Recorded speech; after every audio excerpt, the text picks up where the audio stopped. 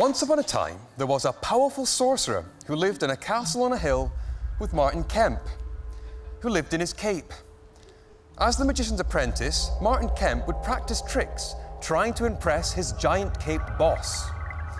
One day, he showed the sorcerer a bowl of crystal clear water, covered it with his magical hanky of Spandau ballet, performed his well-rehearsed magical gesture, and conjured from the particles of water a real live goldfish.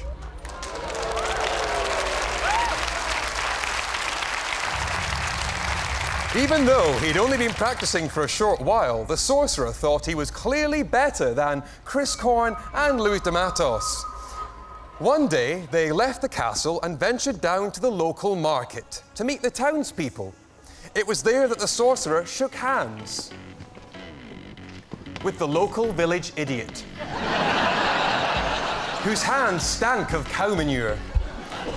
Meanwhile, the apprentice had found a young girl eager to see some real magic. We knew that she was eager because she said, "I'm eager." I'm eager. What she then saw was something truly amazing. The sorcerer's apprentice removed a 12-inch needle.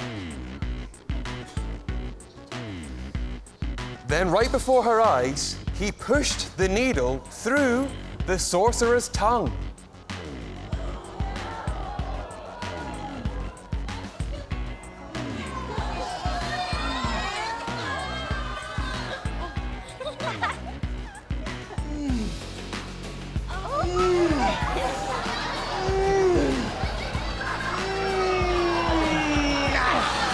It was a fake tongue.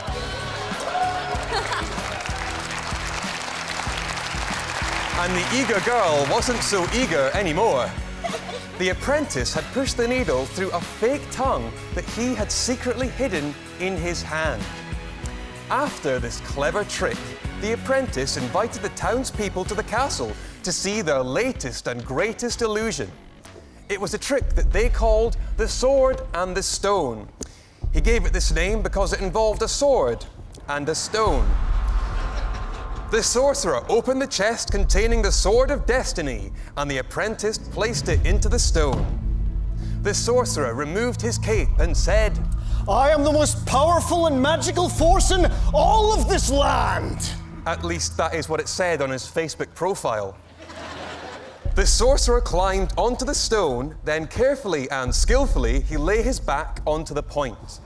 The apprentice then raised his body and balanced it onto the tip of the sword, and the townsfolk burst into spontaneous applause.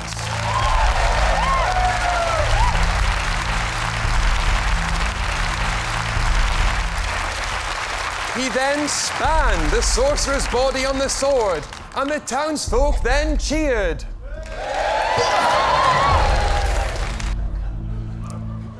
There was a stunned silence from the crowd.